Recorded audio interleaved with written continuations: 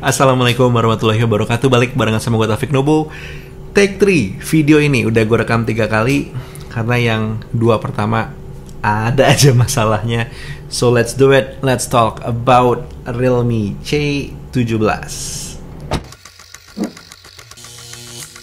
Keluar di bulan Oktober 2020, Realme C17 ini menuai banyak pertanyaan. Ngapain gitu, seri C kok harganya 2 jutaan? Iya sih. Gue juga termasuk orang yang bertanya-tanya ya. Cuman sampai somehow di saat gue mencoba mengeksplor lebih lanjut pemikiran gue, kayaknya ketemu deh alasannya. Bakal gue bahas nanti. Cuman buat sekarang kita ngeliat dulu handphonenya. Nah, secara handphonenya sendiri, Realme C17 ini punya spesifikasi yang ya antara mid dan juga entry level. Menggunakan Snapdragon 460 sebagai otaknya, tapi punya RAM 6GB dan juga storage lega 256GB.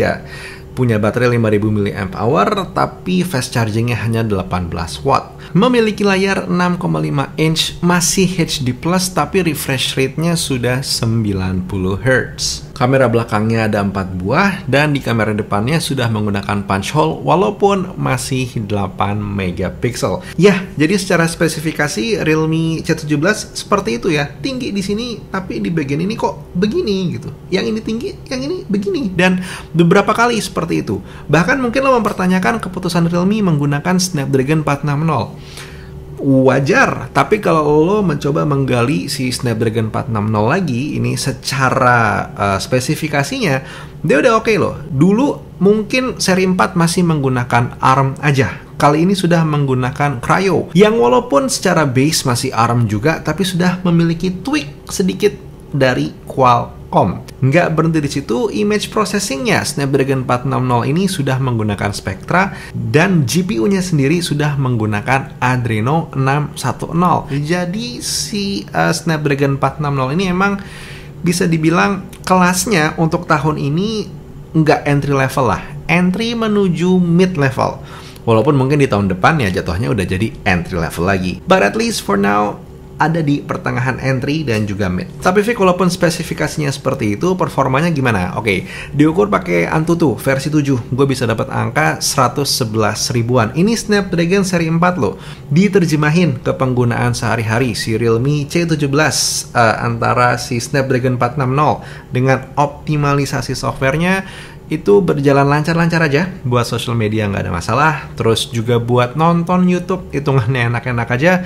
Bahkan untuk main game seperti Call of Duty Mobile, grafiknya bukan yang paling bagus, tapi untuk masalah kelancaran permainannya, gue tidak menemukan masalah. Tidak ada freeze, tidak ada hang, dan bahkan untuk touchscreen-nya sendiri, untuk casual gamer seperti gue, bukan seorang profesional, hitungannya juga masih asik-asik aja. Dengan penggunaan si storage yang 256GB ini, gue sempat ditanya, wah, storage-nya gede, cuman kalau misalkan kepake setengahnya aja, pasti handphonenya berjalan lelet. Oh, gue penasaran mencoba nih. Jadi akhirnya gue isi si storage Realme C17 ini melebihi 100GB, jadi sekarang itu sekitar 140GB-an yang tersisa di handphone ini, dan masih berjalan normal-normal aja, baik secara penggunaan social media, terus juga penggunaan main game si Call of Duty Mobile. Jadi iya, jalannya aman-aman aja, walaupun sudah terpakai cukup banyak storage-nya.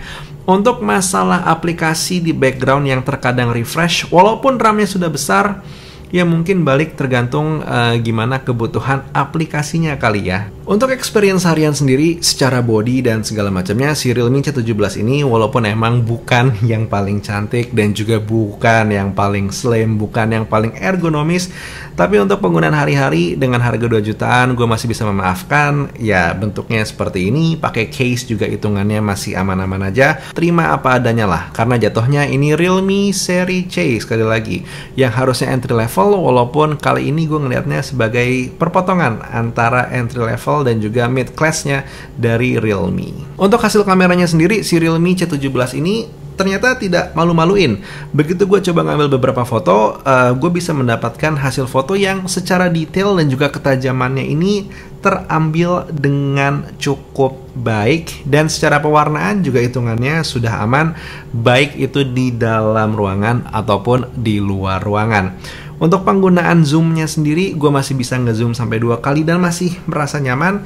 Lebih dari itu, gue memilih tidak menggunakan zoom yang dimiliki sama si Realme C17 ini. Hasil foto yang menurut gue sudah oke tadi untuk kelasan Realme C17 tidak tertranslate di bagian videonya karena dia hanya memiliki hasil video itu maksimal di 1080 30 fps dan dengan pencahayaan yang banyak pun hasil video yang gue punya hitungannya masih kurang clean.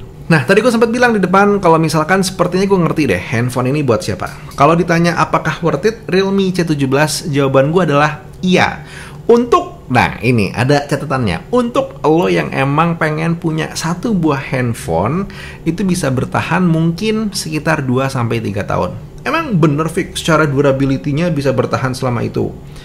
Durability jujur gue belum bisa komen terlalu banyak, tapi di atas matematika Snapdragon 460 yang jatuhnya di tahun ini entry to mid sudah cukup itu buat 2 tahun ke depan. RAM-nya 6GB, insya Allah cukup buat 2 tahun ke depan. Terus juga secara storage-nya 256GB. Dengan kamera 13 megapiksel, 8 megapiksel, lo mau ngambil foto dan video sebanyak apapun, itu masih lega banget sebenarnya karena file yang diambil tidak sebesar itu. Kalau gue nyimpen banyak file di sini gimana? Iya, itu preferensi pribadi.